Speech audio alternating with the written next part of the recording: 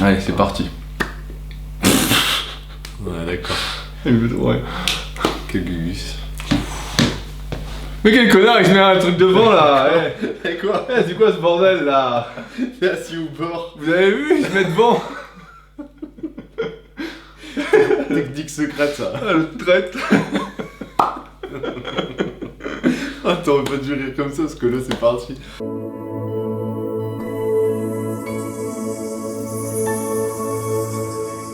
Ouais, je te mettrai un coup de genou sinon. T'as un coup de genou pourri, tu parles. Ça va, regarde, je ferai ça.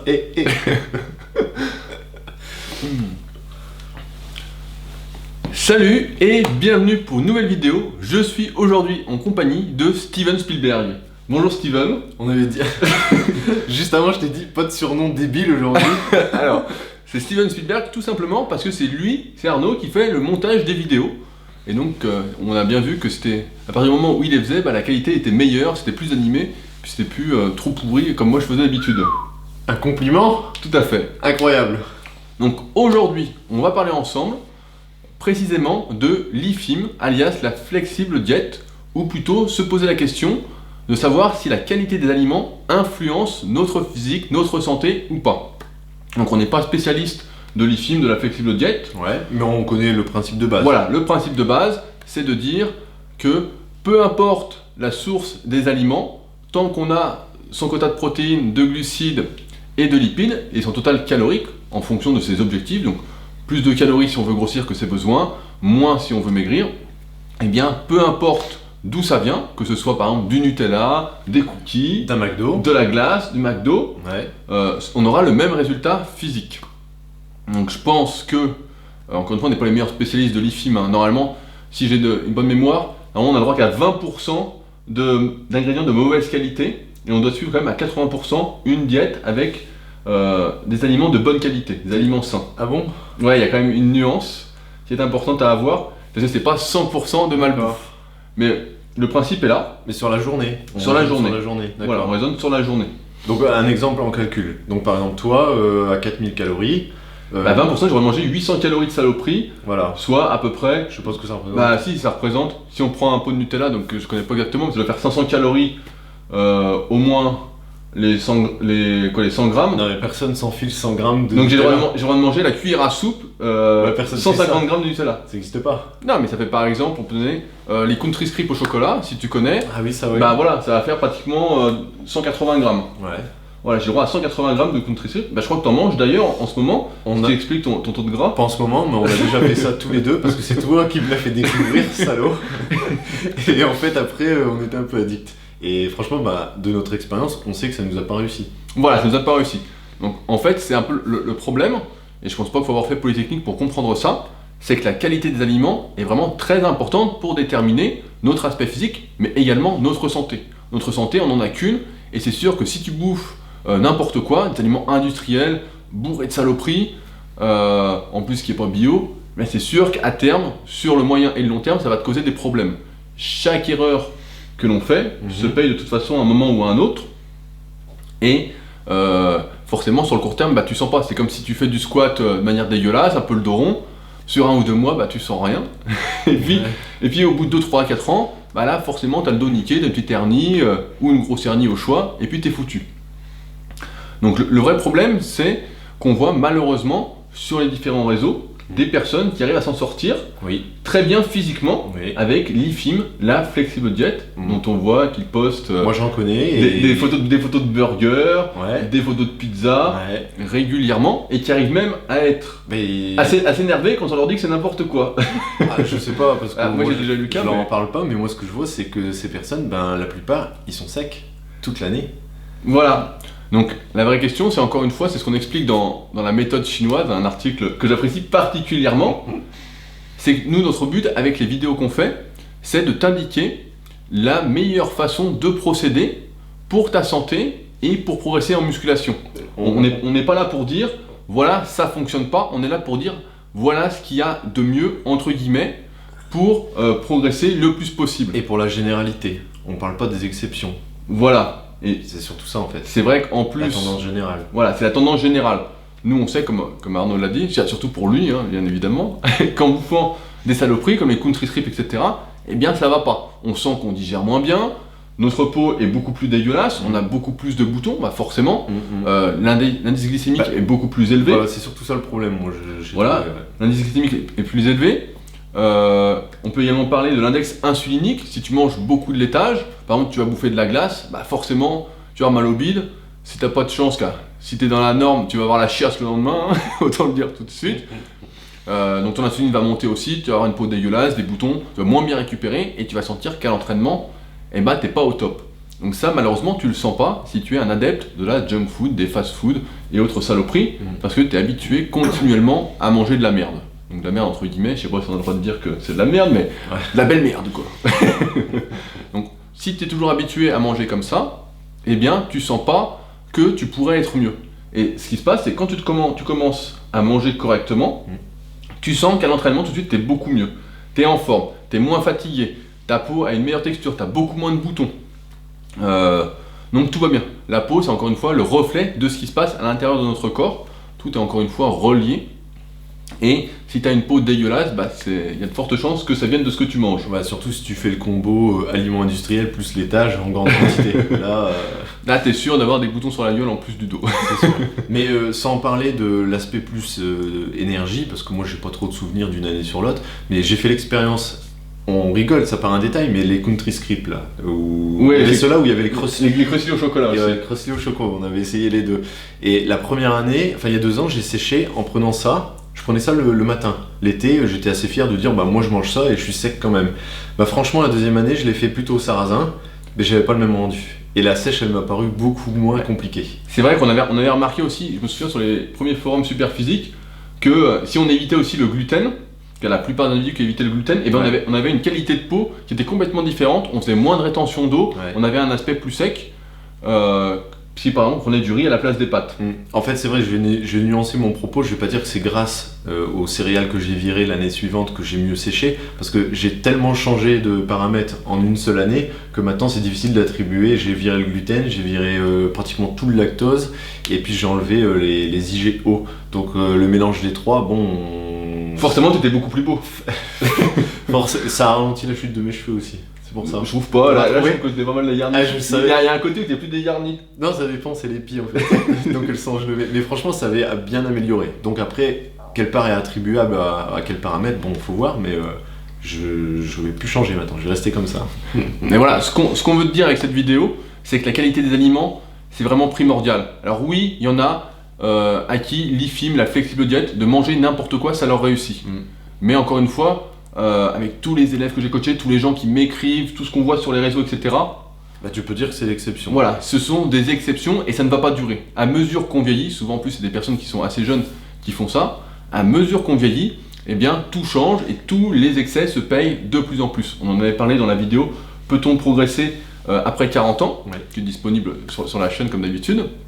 Voilà, à mesure qu'on vieillit, tout se paye beaucoup plus et forcément si à 20 ans, tu manges des pizzas et puis que tu as les abdos et puis que tu es fier de toi en plus parce que tu as les abdos en mangeant des pizzas, à 30 ans ce sera déjà moins marrant et puis à 40 ans tu auras du bide.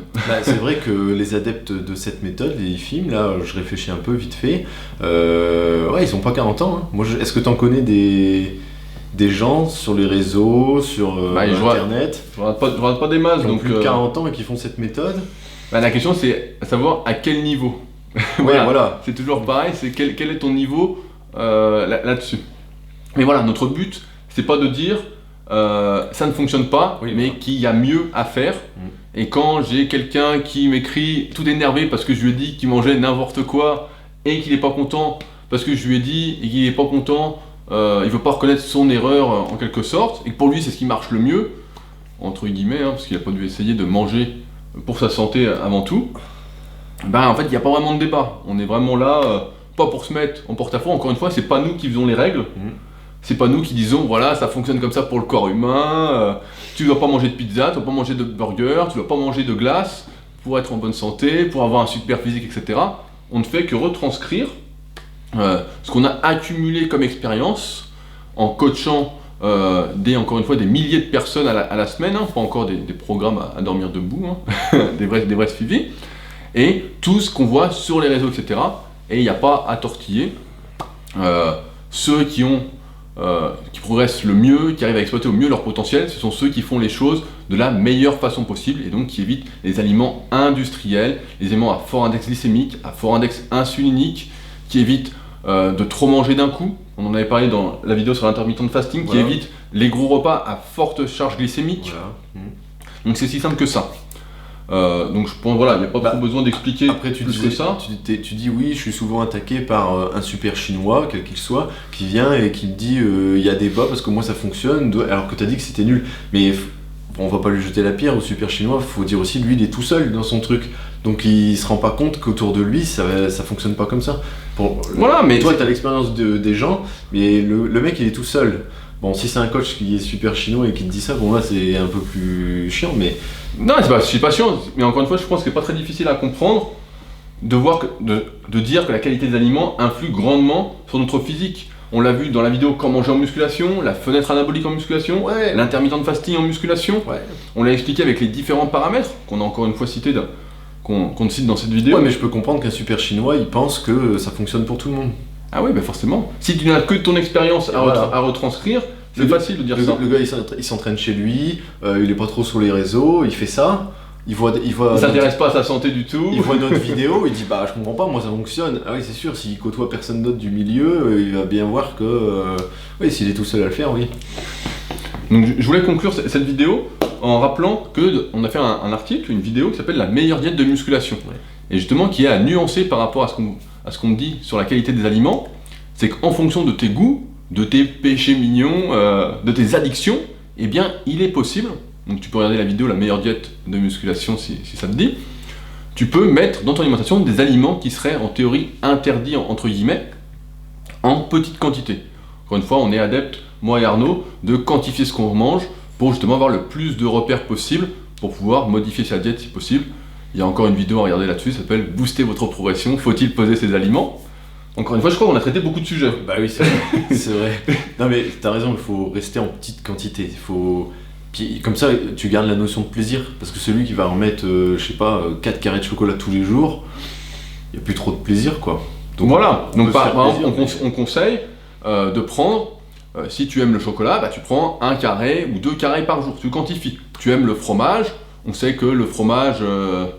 genre le camembert, etc., c'est pas forcément très bon pour la santé, on peut en débattre si tu veux, mais de manière générale on sait que c'est pas très bon. Voilà, si tu manges un morceau de 20 ou 30 grammes par jour, parce que c'est indispensable pour toi pour te sentir bien, pas être frustré, pas faire des ravages quand tu fais tes écarts, faire le petit goret, eh bien il n'y a pas de souci.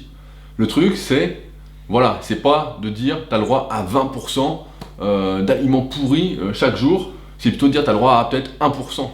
Voilà, tu as le droit à 1%, 2%, 3%, aller à la rigueur, tout en sachant que ces aliments-là ne vont pas t'aider à être en super santé. Et encore une fois, je pense que c'est toujours la quantité qui fait le poison, l'excès qui va te tuer, et non pas la petite quantité qui est négligeable. Et ce pourcentage, il faut qu'il soit prévu. Comme tu dis, on l'intègre dans la diète, donc du coup, on compense avec d'autres choses. On enlève un petit peu, il faut que ce soit prévu. Non, parce que souvent, tu as des élèves... Et heureusement que tu n'as pas repris l'exemple de René, parce que à chaque fois que tu cites l'exemple de René, tu m'as déjà dit, les élèves après ils disent j'ai fait un écart alcool, oui c'est pas grave, ton élève René le faisait. Oui mais non, lui c'était calculé, c'était prévu. Voilà, c'était prévu, il mangeait 1000 calories de moins par jour pour intégrer cette bière dans l'alimentation. Que là s'ils font un écart entre guillemets pas propre, c'est pas du tout prévu, donc du coup là c'est prévu comme un écart, c'est considéré comme un écart. Voilà, donc on est plus adepte de ça, plutôt que de dire peu importe ce que tu manges, tant que tu as ton ratio calorique, la quantité de protéines, etc., en fonction de tes objectifs et tes besoins, non, tu n'auras pas le même résultat. La qualité des aliments influe grandement sur ta santé et sur les résultats que tu peux espérer de tes efforts en musculation. Il n'y a pas de secret, c'est pas en faisant n'importe quoi qu'on devient super. J'aime dire qu'on est le reflet de ce qu'on mange. En exagérant un petit peu, parce que comprendre que c'est pas parce que tu bouffes que de la viande que tu vas ressembler à un morceau de viande. C'est pas comme ça, mais...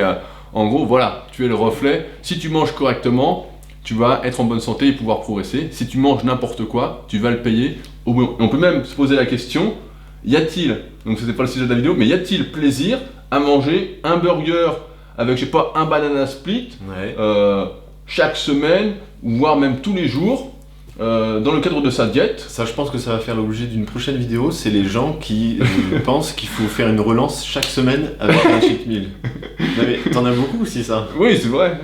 Et donc, on donnera notre avis aussi là-dessus. Vous pouvez déjà commencer à donner votre avis dans les commentaires. Ça te plaît, ça? Ouais, je sais pas si ça me plaît, mais... Non, mais c'est un bon sujet. Donc, est-ce que pour conclure, tu penses toujours que la diète IFIM, parce que je sais que tu me l'as déjà dit, est une diète de fainéant? Ou est-ce que tu nuances ton propos? Bah, je sais pas si c'est une diète de feignant, mais disons que c'est une diète de quelqu'un qui ne veut pas faire le mieux pour sa santé, qui ne veut pas faire le mieux pour progresser. C'est aussi simple que ça. Quelqu'un qui compte sur la chance. Qui compte plus sur la chance que quelqu'un qui fait tout bien. Ça, c'est sûr. Moi, j'aime pas compter sur la chance. Toi non plus. Avec mes élèves, j'aime pas compter sur la chance. C'est pour ça que tous mes élèves progressent chaque semaine. C'est parce que je laisse le moins de choses possible au hasard pour contrôler un maximum de paramètres et pouvoir intervenir en cas de besoin. Mais voilà, l'IFIM est une diète peut-être de transition quand on passe de la malbouffe complète à une diète plus musculation santé. Pourquoi pas? Voilà, ça peut être un passage, vu que tout doit se faire progressivement, parce que si on passe du jour au lendemain d'une diète McDo à une diète légumes, poisson blanc, ça va être dur. Voilà, ça va être compliqué, donc ça peut être une diète de transition. Mais voilà. Et puis de toute façon, le super chinois restera là-dedans parce qu'il va se dire bah ça fonctionne. Et celui qui n'est pas super chinois, il va vite se rendre compte que ça ne fonctionne pas. Toi qui regardes cette vidéo, je sais que tu vas bien comprendre ce qu'on te dit et que tu vas essayer de faire les choses au mieux. Celui qui est doué et puis qui mange l'IFIM, et ben il va te dire, il va peut-être nous insulter gratuitement et dire qu'on n'y connaît rien. Ou peut-être qu'il va reconnaître qu'il a moins d'expérience autour de lui et lui ça fonctionne et il dira bon bah ok les gars j'ai de la chance et puis on verra dans 10 ans si ça va fonctionner encore. Dans 10 ans quand t'as le début d'un petit cancer tu vas te dire oh bah merde si j'avais su. Ou un diabète. Voilà, ou un petit diabète ou un petit truc. Donc voilà, le but encore une fois de nos vidéos c'est d'aider à faire au mieux, déjà pour sa santé, ensuite pour ses muscles, pour progresser en fonction d'objectifs et après si on veut sécher, prendre de la masse etc. Mais c'est pas de conseiller n'importe quoi à n'importe qui, c'est de conseiller au mieux pour que tu puisses devenir meilleur chaque jour. C'est aussi simple que ça. Je pense qu'on a fait le tour sur la question de la qualité des aliments, de l'IFIM, etc. Impeccable. Si jamais il te reste des questions, bah t'hésites pas dans la partie commentaires juste en dessous à poser tes questions qui ont un rapport avec la vidéo, parce que quand ça n'a pas de rapport... ça arrive souvent, ça voilà, dans les commentaires. J'ai du mal à répondre, on essaye vrai. de rester centré sur le sujet. C'est vrai, et n'oublie pas aussi de nous relancer si on oublie de faire la vidéo sur la relance tous les semaines. Si, ça va leur plaire ça, faut la faire. Je sais que toi ça te branche moyen, mais... Je sais pas, je peux donner mon avis tout de suite, c'est n'importe quoi. C'est une tentative de suicide. Qu'est-ce que c'est que cette merde encore? Non mais comme ça on parlera des rebonds glucidiques et on expliquera bien les choses. Et comme quoi ça serait rien de le faire. Qu'est-ce que tu penses du rebond lipidique? Ah bah je trouve qu'il est un petit peu trop pratiqué et dans le rebond boutonneux. Qu'est-ce que tu penses du rebond? Il arrive, c'est le deuxième effet qui se coule. Voilà, c'est l'effet du lendemain matin. Ouais, c'est ça. Sur ce, bah, on espère t'avoir aidé encore une fois à y voir un peu plus clair. Je pense que c'était quelque chose d'assez logique, de toute façon t'as pas dû apprendre grand chose dans cette vidéo. Mais on tenait vraiment à la faire pour mettre les choses au clair. Quand quelqu'un nous pose la question sur l'IFIM, sur la qualité des aliments, etc. Là au moins c'est clair, il y a une vidéo et puis tu peux la partager à ceux qui te disent on mange du McDo, on a les abdos. Bah ça va pas durer mon pote, ça va bientôt du bide.